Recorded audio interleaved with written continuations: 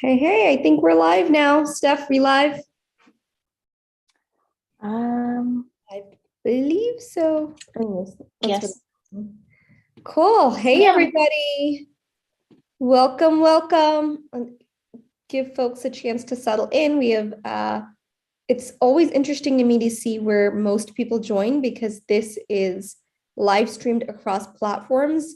I think we have a reach of over 1 million folks, and I know some of you tune in live through LinkedIn, through Facebook, through I have a few tricks up my sleeve so we can go live on Twitter Spaces, at least the audio in coming weeks. So that'll be fun. And then, of course, so many of you listen to it on later on the podcast. So if you've missed earlier episodes, feel free to check them out on Spotify, Apple Podcasts, different, yeah, wherever you like to get your podcast feed. You can check this out as usual. This is your host, Shama Hyder, CEO of Zen Media, and I've got with me the lovely, the wonderful Miss Stephanie Chavez here, who handles more in a day than I think most people do in a month. So thanks, Steph, for joining me on this.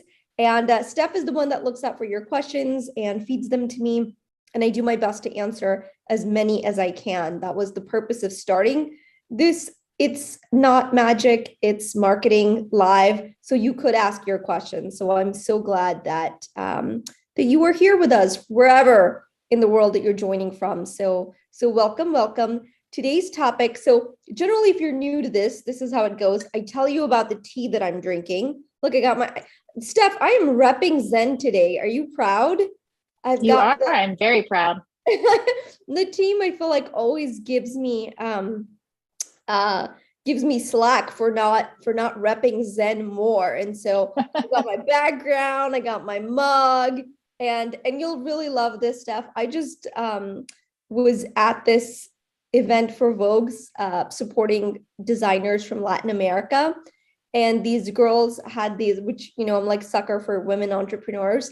They had such cool chains in gold. And so I got ZEN, and they're gonna Nice, wearing nice. that. Yes, it's very, very exciting. So for those of you who don't know and new to the show, yes, so I tell you about the tea I'm drinking, and it's always tea. I don't drink alcohol, so it's always some sort of beverage, hot beverage usually. And so today it's just this thing called throat tea by Traditional Medicines, because might be able to hear my voice is giving just a little bit after being on a lot of calls today, it seems like. So we do that, and then I riff on a topic. I talk about something that I think will be valuable to you guys, and then we open it up to your questions. So that's how the game goes. Let's start by talking about a movie, shall we? So the topic for today is, why is there so little creativity in B2B? Like, literally the amount of memes around the B in B2B doesn't stand for boring, are exponential. Okay, so this isn't like one person's take. I think it's fairly established that B2B companies do not pursue, their marketing campaigns are not nearly as exciting, as cool, as fun, as engaging. We care about engaging, because at the end of the day, engaging is what's profitable, right? And so I think we can all agree B2B is, at its worst, stale, and at its best, just plain vanilla. So I started thinking about, why is that? And so many of these episodes stem from a question, right? So one of the questions that I did get was, why do you think B2B generally tends to be a little bit, they're very nice, a little bit boring? I think it's very boring compared to some of the other kind of campaigns that we see. And I got to thinking about this. And the first thing that I ruled out, which, I like to look for patterns, and at Zen Media, we work with B2B clients. So we have hundreds of clients. We have so much data, both quantitative and qualitative, from leaders, or what's working. I mean, we get to see inside, outside, upside down campaigns. So I thought, what can I absolutely rule out? Like, what is not causing a lack of creativity? And that was hands down the talent. So having worked with, oh my goodness, hundreds of companies at this point, thousands, maybe if you just include like people and leaders and so forth, and the speaking side of things. I can tell you that some of the most creative folks I have met are actually in the B2B space, like creative, smart marketers. So I knew it wasn't like a lack of talent. It's not like, oh, B2B just attracts more boring people, because I didn't find that to be fundamentally true. So I could rule that out. And then I started thinking about a few things and what causes a lack of creativity and how I think we got here in the B2B world. So one of the biggest things I think has been misaligned incentives. All right. So back to my movie reference, I just saw Top Gun Maverick. Steph is just dying to tell you about her. Okay, Steph, tell us, what did you think of the movie? I loved the movie. I mean, it was somewhat predictable, but the jets, I love the jets. It's my dream to fly in a fighter jet. It was just amazing. It was great to see the gang all back together again, and it was just incredible. And no spoilers. So if you haven't seen it, like, don't worry, we're not giving anything away. We're not telling you who dies or doesn't die. I'm terrible. I'm just kidding, guys. There's no spoilers. So no spoiler alert. Don't worry. You don't have to fast forward through this part. But it is a great movie. Steph is a huge fan. Did you wear a costume? I did see people at the theater like in full Top Gun getup. No, I was gonna order some shirts for us, but I didn't have time. So, but I'm gonna get one. Gonna get one.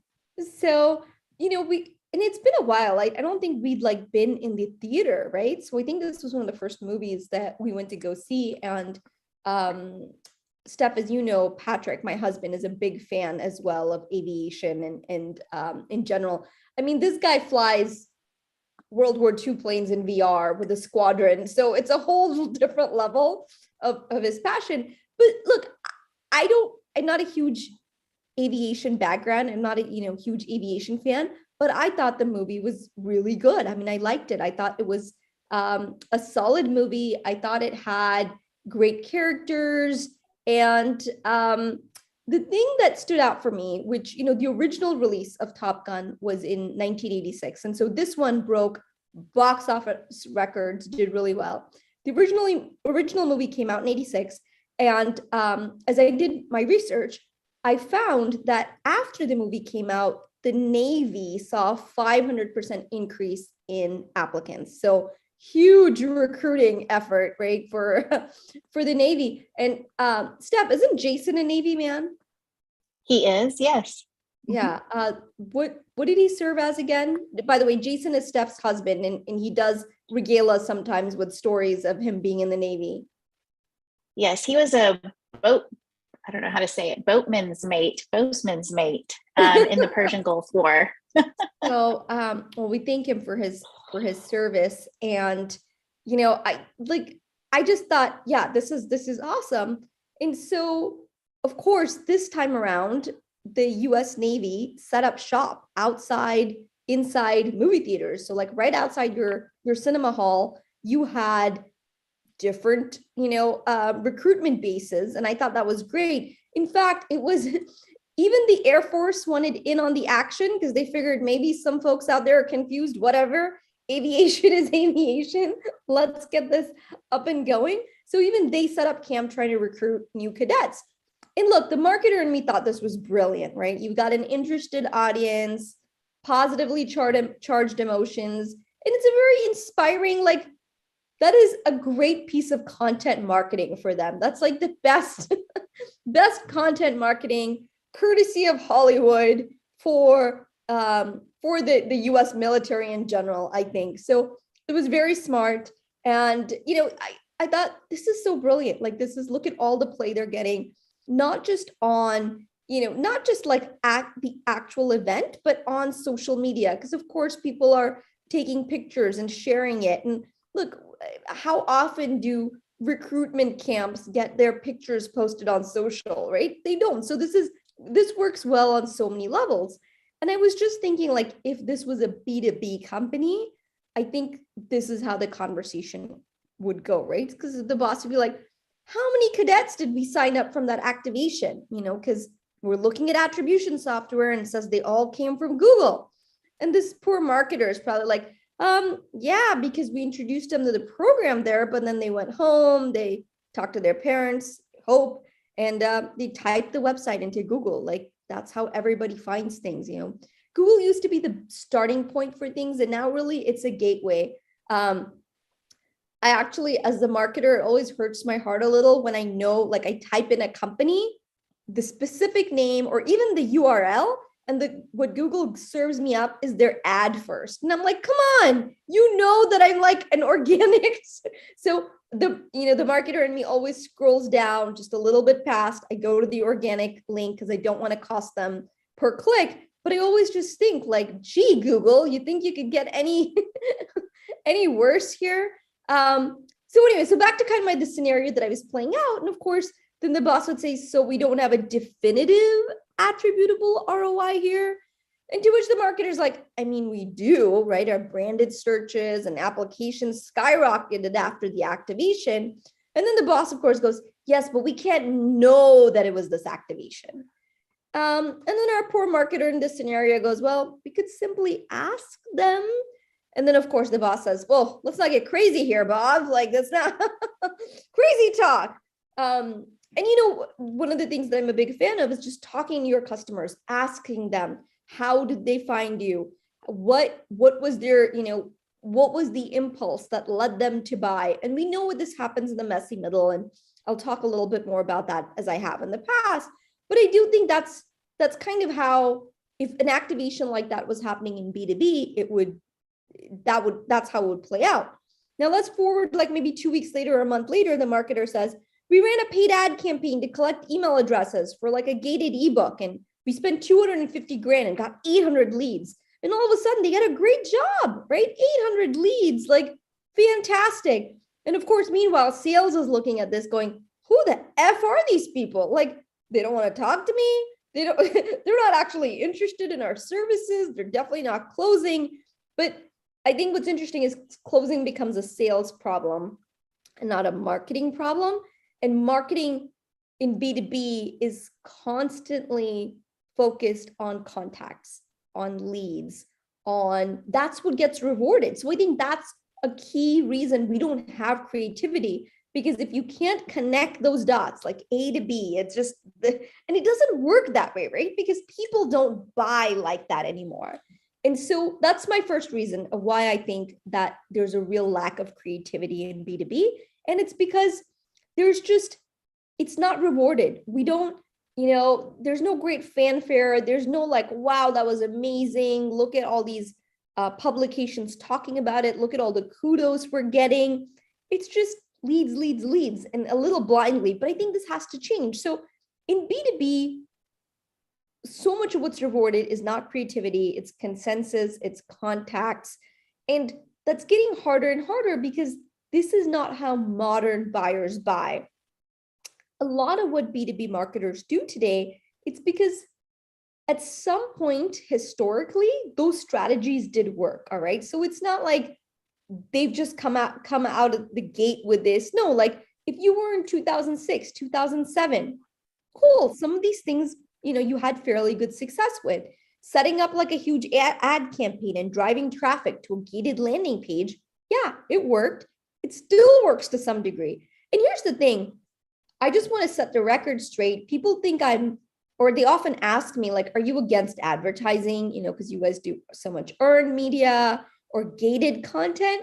No, I think everything has a place and a time. I just think there's a huge over-reliance on the things that are measurable, but not really meaningful, right? Things that don't actually move the needle, but hey, the numbers look good on paper and they look like they're going up. So that's what we care about. The other day on LinkedIn, someone shared, how they thought cold calling was dead and it was just such a terrible strategy or whatnot. And I responded and I was chuckling because literally the day before I had purchased something, a high ticket service from someone who completely cold pitched me. Why? Timing was right. I was in the market for that. I'd been trying to solve it a few ways. I hadn't really stumbled on anything I really liked. Two, after they pitched me, I didn't just respond and say, great, sign me up, let's get on that call. I did what any sane person does. I Googled. I Googled them. I looked at their track record. I looked at who are these guys. I looked up their LinkedIn profiles. I looked at who they worked with, and I recognized a couple of folks from the industry. And I thought, okay, cool. Their case studies made sense. Like what they did make sense. And then I said, yeah, let's talk. And they were able to close me in one call because timing was right. The need was right. Their pitch to me, by the way, I have to say, was very personalized. The gentleman that pitched me had spent a lot of time looking at my videos, looking at, I could clearly tell he'd invested the time in doing his research. So that alone puts you in like the top 10% of cold pitch emails. And then everything else just kind of fell into place. So I just want to say this again. I don't think there's a bad strategy. I think there's bad execution of certain strategies. But no, is there a time where gated works? Sure. Is that do I consider that to be a qualified lead? No, not so much. It's just someone who's interested, which is fine. So here's what I really want you to understand, right? About the average B2B buyer, that has changed so completely. So before, sales used to be their first step. Like if you're interested in something, you get on the phone with the salesperson. You ask their opinion for something. That's because the internet didn't exist, or even if it did, it was in such a nascent stage that you couldn't just get the information that you wanted like this. You had to talk to these reps. They controlled the information. That's not true now, right? The sales reps do not control the information. It's out there. They can find it. They don't need you for it. And so what they're doing is the majority of that sales process, that buying process, is happening before they find you. So according to Forrester, by the way, Forrester research, buyers are 90% of the way through their buying journey before they ever talk to sales, meaning they're doing their homework. They're not talking to a sales rep until they're good and ready. And if you try to force that process, that's really going to bite you. Steph, I know you worked, you have such a deep background in events and trade show and trade show marketing. Did you see that when you were in the trade show industry of people? Because I remember, I feel like 10 years ago, more and more people wanted to talk to a rep right away. But I feel like in the last few years, that really shifted. Yeah, it shifted a lot. With COVID and everything, events kind of went by the wayside, and then there was virtual. So, and everyone has had to pivot, right, and change their marketing strategies and have more online. And people, you're right, they do a lot of research online. They look online, just like our model that we base all of our marketing on is, that messy middle where people are researching and they're closed. And then the sales, by the time they get to your site, they're already convinced, right? And then the salesperson just has to close them at the end. So it's definitely changed the whole marketing landscape, really. Yeah.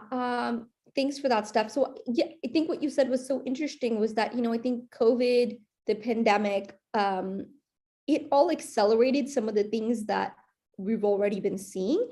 And so here's what then that means for B2B buyers, right? Like the self-paced independent buyer is not going to be sold by sales. They'll be pre-sold by marketing and PR. Like they need to sell themselves. It's such a distinction, but I think it's such an important one because yes, you are still quote unquote selling them or convincing them or whatnot, but you have to come at it from a different perspective. It's not going to be someone they're talking to on the phone with, and then, like they go through that general sales process. By the time they are reaching out to sales or actually really want to talk to sales, they're way ahead in that process. I mean, at this point, they're 90% through. And I will say this, I've never met a salesperson who says, boy, I just wish I had to work harder for that sale. None.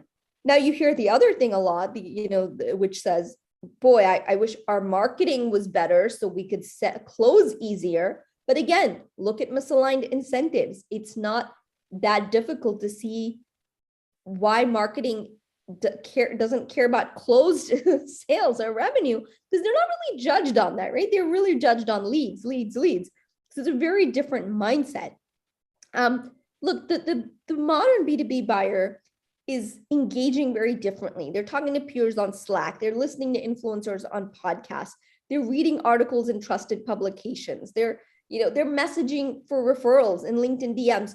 Just this week alone, I made 2 referrals through LinkedIn DMs, and I received 4 referrals through LinkedIn DMs, not through the website, not through anything else, just all through LinkedIn, which I think is fine and very much the future.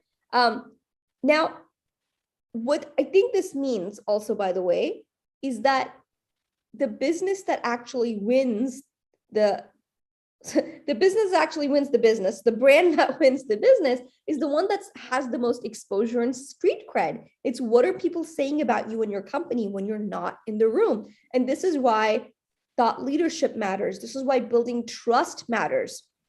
And this is the model that Steph was alluding to earlier, and you can actually go to the homepage of Zen Media if you want to see it. Our creative director, Ayla, actually put together the visual, and she did such a great job. We're calling it the dark social model. Look, dark social is not a new term. It's been around for ages. I've been talking about it since 2016, but it seems to have caught on fire more lately. And so, great. And I've talked, before about how even social and media are split. Media is where we consume information. It's things we listen to. It might be complete strangers we follow on Instagram or TikTok or whatnot, where social is much more the core, the people we trust. Actually, I've been reading a couple of cool articles, and Steph, this might be a good angle for Oliver to talk about, for us to talk about, but it's this, more and more people are getting jobs through Slack channels, because that's where these conversations are happening. And I think that's really cool. But it makes sense. And today I thought it was so interesting that we're doing a focus group for one of our clients. And I saw what Ali posted in there, Steph, in our Slack chat. So we were looking for participants for this focus group, specifically for folks in health coaches, dietitians, and one of our, someone on our leadership, his wife happens to be a dietitian. So we shared the link with her. Of course, she took that link and shared it in a Facebook group for dietitians. And we had like 20 responses or 20 signups in 7 minutes for the focus group, which is really cool. But it was just another example of like dark social at work, where the way people are making decisions, they're happening in these internal communities and groups. The internet's like a big place now. It used to be like a little like a little village. And now the internet's like a big city. So people have their little boroughs, they have their little communities. And that's really where you want to engage with them and make sure that that's where they're finding you. And it's not always going to be through your messaging, but much more what other people are saying, from press to influencers to peers. So anyway, this, we call this the dark social model, and it's based on a lot of research we've done, obviously, and things we see with our clients, but also more and more, it's layered through with Google spending millions of dollars and years of research on how people buy. So, generally there's a trigger moment, something that gets someone to say, I need to buy something, right? Like, I have a problem, I need a solution. Maybe it's a CRM, maybe it's a new banking platform, whatever. They've got a need they need solved. And then as they go through exploration, which is broad, like they're exploring different options and they're evaluating. So they're exploring is broadening. So they might have 10 solutions, right? Or the thing I think about is when you have like 15 tabs open for something, that's exploration. And then evaluation is when they start closing those tabs, or they kind of come down with like maybe 2 or 3, make their short list. Meanwhile, what's happening as they're getting really bombarded, but they're getting all this content, is this mix of they're getting content from owned, earned, paid, shared. And what this means is like, they might be consuming content from your website, so your content marketing, but they're also reading third parties, so earned media. They're looking at social channels, their ads. Like, look, advertising works. I don't know why people think like that. I'm going to do a whole nother, I think, episode on just advertising and my take on it, because I think it's gotten to be such a bad word. Like, oh no, we don't want to advertise. It's like, of course it works. You just have to do it right. And again, it just plays one role in the much greater puzzle. Now, as this is happening, of course, they're doing all of this in dark social, where you can't track them or you can't see their every move. And even beyond that is a layer. So go back to like chemistry class. I know, not my fondest memories either, but if you think of like the nucleus, wait, is this physics? Where was the nucleus stuff and atoms? Is that physics or chemistry? I think it's chemistry. Okay. All right. Well, someone correct me in the comments and tell me when we learn about atoms. But essentially, is that's exposure serves as the shell to the nucleus of the decision-making process. All right. It's the thing that at the end of the day, people want the solution they feel is the most reliable. And look, this is true today more than ever. You've got, with a recession just on the fringes, and we were like, that's looming, is you have to realize people are a lot more discerning. Your buyers are going to be a lot more discerning. So trust matters a ton. And the thing is, what we're exposed to more and more, we trust. It's not that complicated. But again, it's very easy. So then you think about like, okay, if that's true, why aren't more B2B companies more creative? Like, why don't they engage in this more? Like, this is, Shama, if all of this that you say is true, then why are B2B companies not more creative? Why are they not fully engaged in this model and creating exposure if we know that this is how people buy? Well, again, I point you to Exhibit A, which is misaligned incentives. A lot of these things that we're talking about, they're not trackable. They don't show up on the, they don't show up right away. The results can take time.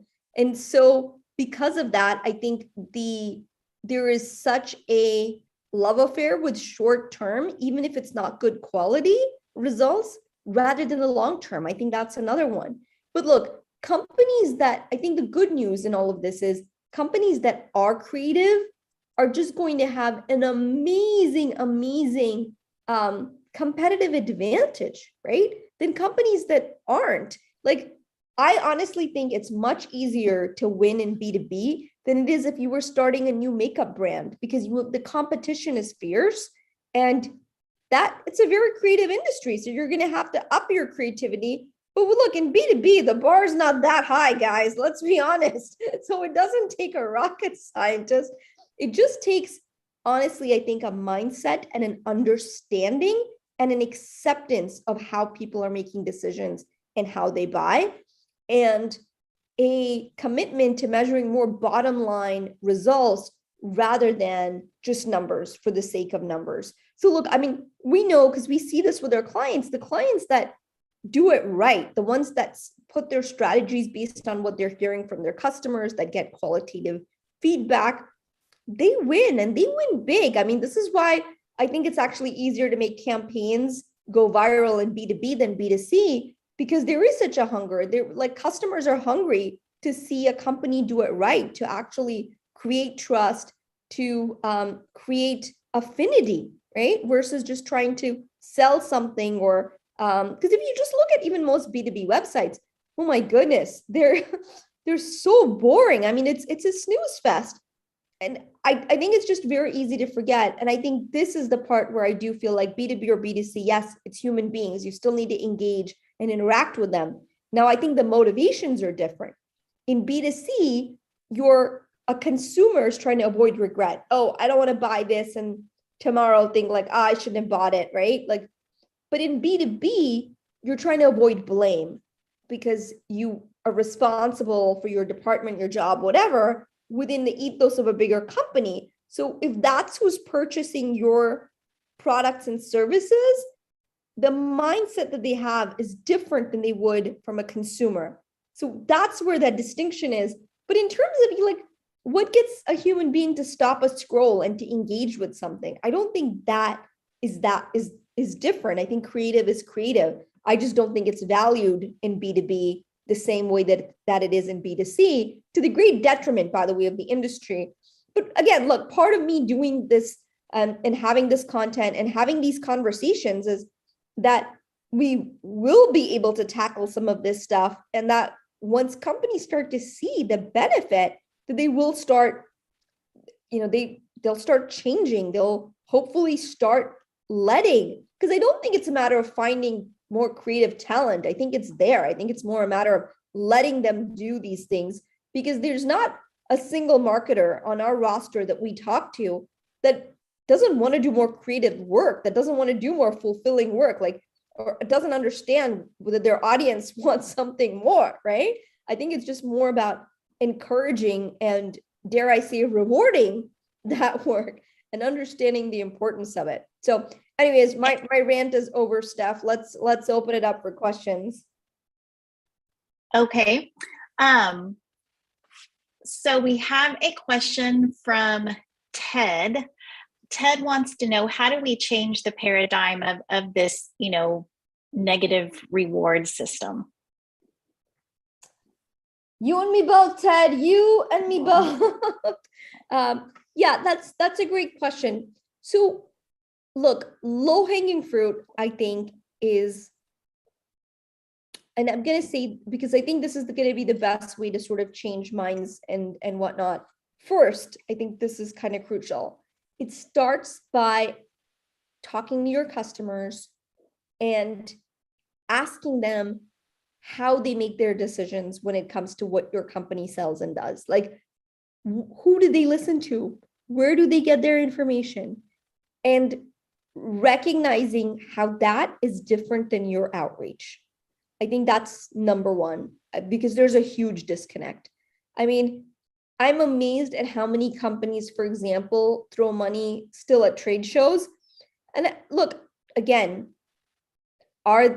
is trade show marketing a good idea? Yes. Like, I don't think I think events are great, guys. I love events. I think there's a place and time for everything. So nothing I tell you, by the way, like, I'm so platform agnostic, strategy agnostic. I only care about you doing what works for you and for your audience that you want to get in front of. So back to this, like, but you look at that, and companies who value trade shows, right? And they think like, this is great.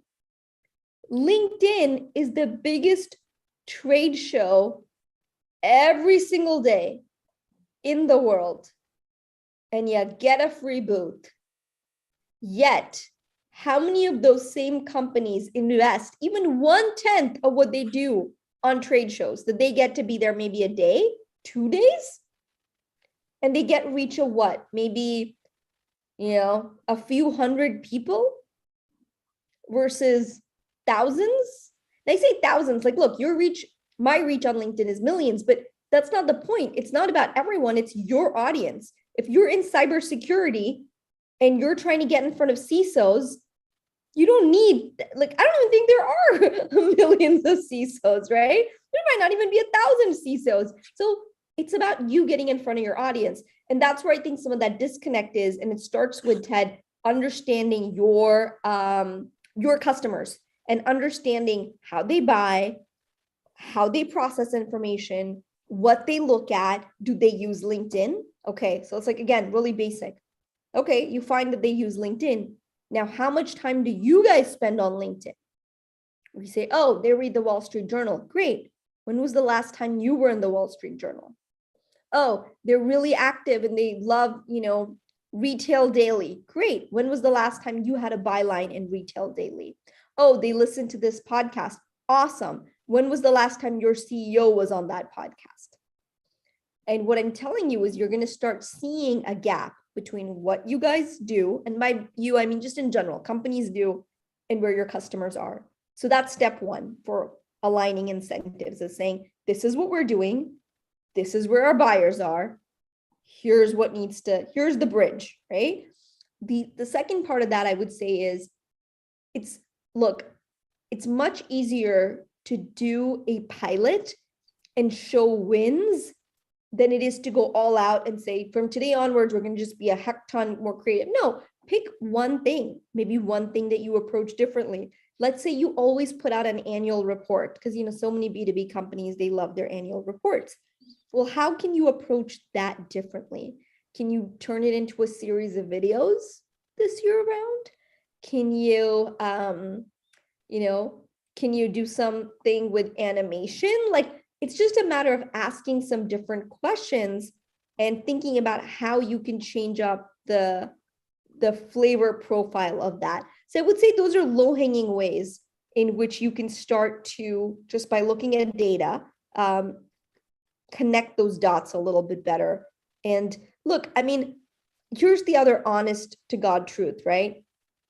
There will be folks who will never get it. And I'll say that again. There will be leadership that just never gets it. If you are at a company like that and you are a marketer who's really wanting to do more, leave, because the writing's on the wall for you. And I think that's just really important. You should be in a place where you can make an impact. And by the way, I'm not talking about, look, most people don't understand marketing. Most bosses don't understand marketing. It's fine. It's not their job, right? That's why they have you. But being open to feedback and being open to looking at it and saying, okay, I see our customers are not there. For example, I don't think that I have a very good, I'm not the best judge from a design perspective. So if I think, hey, listen, I think white text on a black background looks great, and our creative director, Ila, tells me that is a terrible idea, I'm going to listen to her because that's why we have her. That's why Ila runs creative and not me, right? It's not my strength. So what I'm saying is there's leadership that'll be open to it and are logical folks. And if you lay out a case and you connect the dots, they want the business to succeed, right? You're on the same team. But if the leadership just doesn't get it, I think that's a red flag. And I do think there are people that are never going to get it and they're going to keep throwing money away. Look at all these companies right now that are, all these companies in tech that have massive layoffs, and they've way overspent on their sales department. They way overspent on paid. They've done nothing to build goodwill in communities, right? Their version of goodwill now is to put out Excel sheets with, here's everybody we laid off, please go hire them. Like, I mean, I think that's a little bit of a BS act.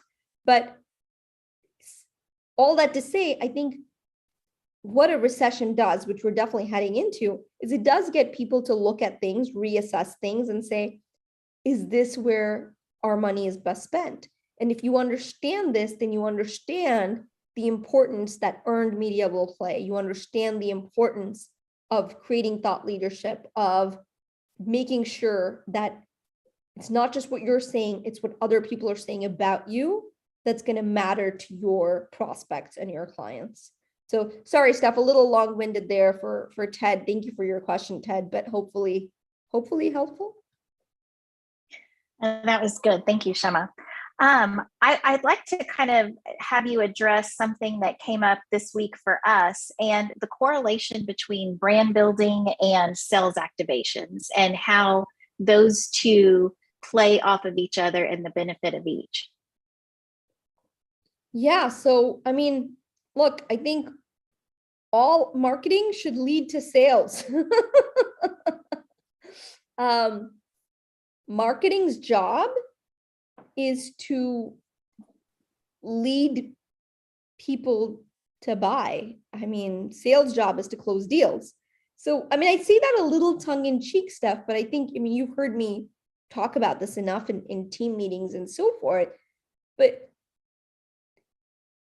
I think the difference that you're alluding to is more direct response and things that take longer to simmer up.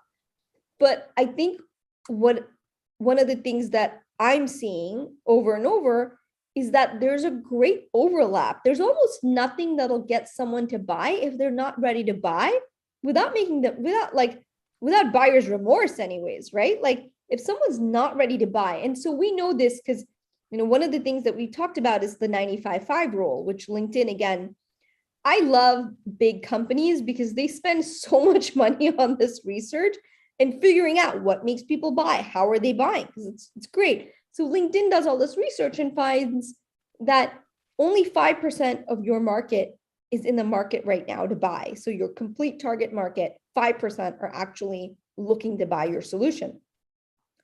95% are not ready there, right? So again, this was like my an example I shared earlier. Let's say you see a Starbucks, it's 11 p.m. at night. Now, unless you really like drinking coffee at 11 at night, you're just not going to go buy coffee then, right? It doesn't matter what they do or like how much they're in your face. You're not ready. You just want to go to bed. You're not buying coffee. Now, next morning, you might wake up for a hankering and you might say, hey, it's coffee time. Let me go down to my Starbucks and get something. So I think that's the challenge, is so much of marketing is actually not even marketing. What they're doing is sales. They're trying to convert people right now, right away, but that's only 5%. And from that, 90% of folks want to do their own selling. They want to self-serve. Right? It's like gas stations that insist on a person filling your tank. I think it's just Jersey now. And last I heard, they might even be changing that. And you've got all these people that are like, I want self-service. I want to just be able to pump my own gas. So that's the shift that we're seeing. So I think that's getting harder and harder, like to say what's an activation that's for brand building versus what activation is going to sell someone that doesn't want to buy yet or isn't ready to buy yet. This is the other thing. I think, again, Forrester, lots of great research that comes out of there. They said that it went from 17 to 21 touch points. So pre-pandemic, it was 17 touch points for someone to go from prospect to customer. Now it's 21 touch points. So, like, I guess, could you get lucky and that's your 21st touch point? Sure. But like, it's roulette, it's gambling. And I don't think good marketing should be gambling. I think good marketing should be about strategic, consistent, creative efforts, meeting your customers where they are and assisting them in their buying journey and making sure at the end, right, they find their way to you. But it's much more a Sherpa approach. It's much more a gentle guiding approach. It's not going to be the hard sell that wins. And by hard sell, again, I don't mean like not cold calling. I don't think, by the way, one tactic is hard selling versus another. I think it completely depends on your messaging, at where someone is. Look, the only difference between spam and something really helpful is timing. That's it. What's the difference between a piece of content that's spam versus relevant? Timing. That's it. It's all about timing. And so, I mean, again, these are the things that I think are so easy to forget, because you get in your little mindset and you're like, I just got to close. I just got to sell these people. We must market to them. It's like, they're plenty good at researching and figuring this out. Your job is to be there when they're ready and to start those discussions, so you can guide them, so they know, right? Like I think that's a big part of it, is helping guide, creating that thought leadership. Yeah.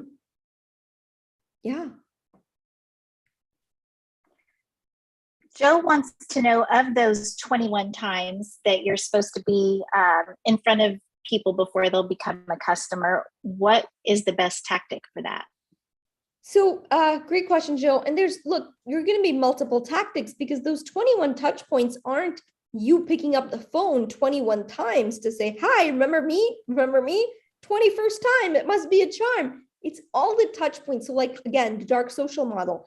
It's when someone talks about you in a Slack chat, they're reading an article on Forbes, your company's come up. Now they're talking to a colleague and they mention you again. Like, it's that those are all touch points.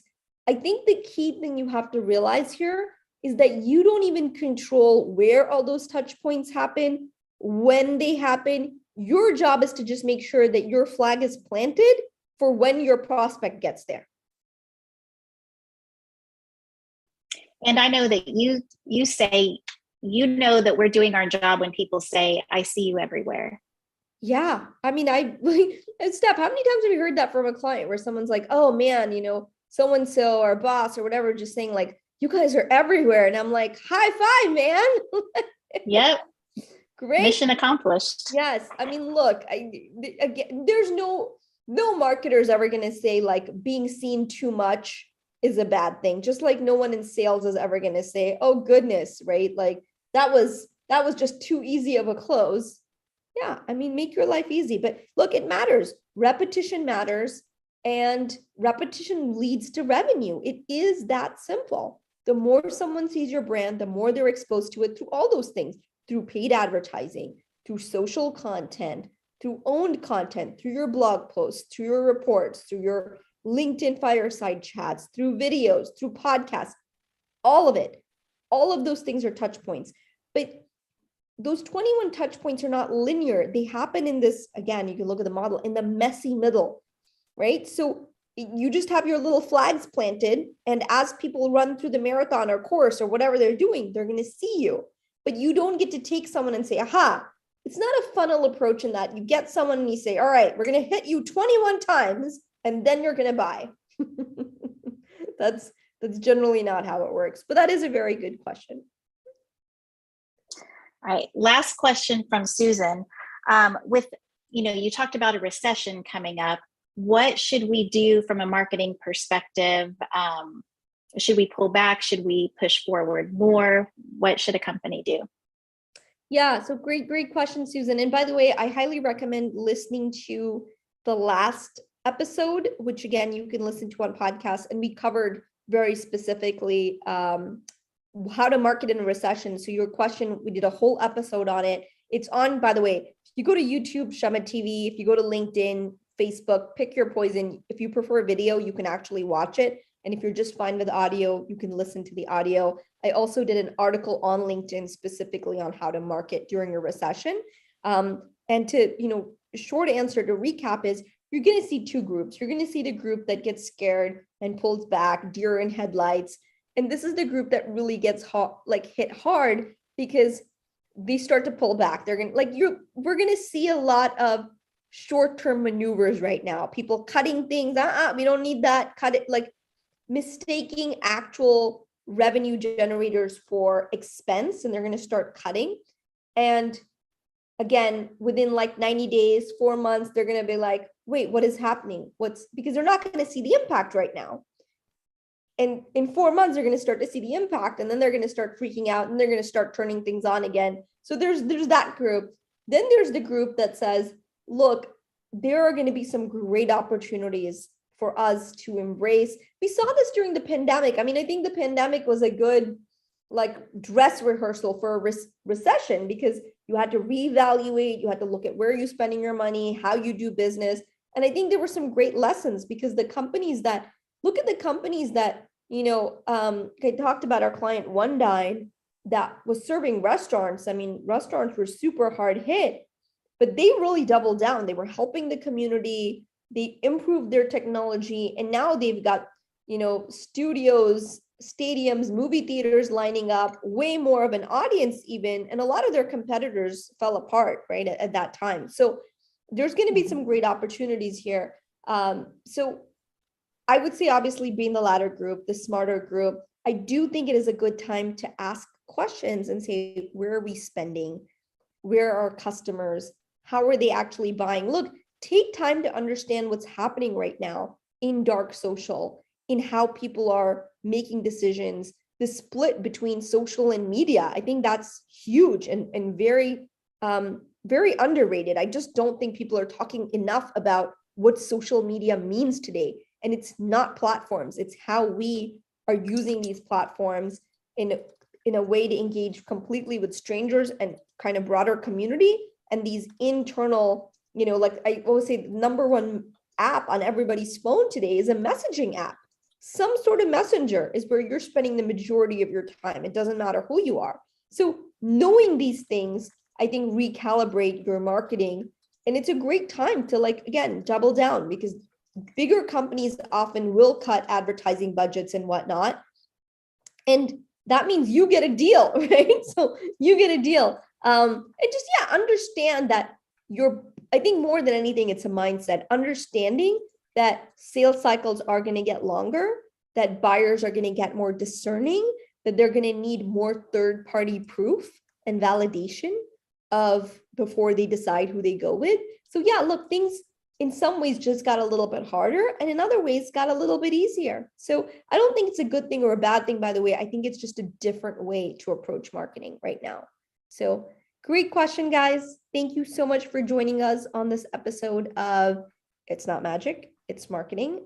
Miss Chavez, as always, a pleasure sharing tea with you and chatting about the things that we love most. Absolutely. Till next time.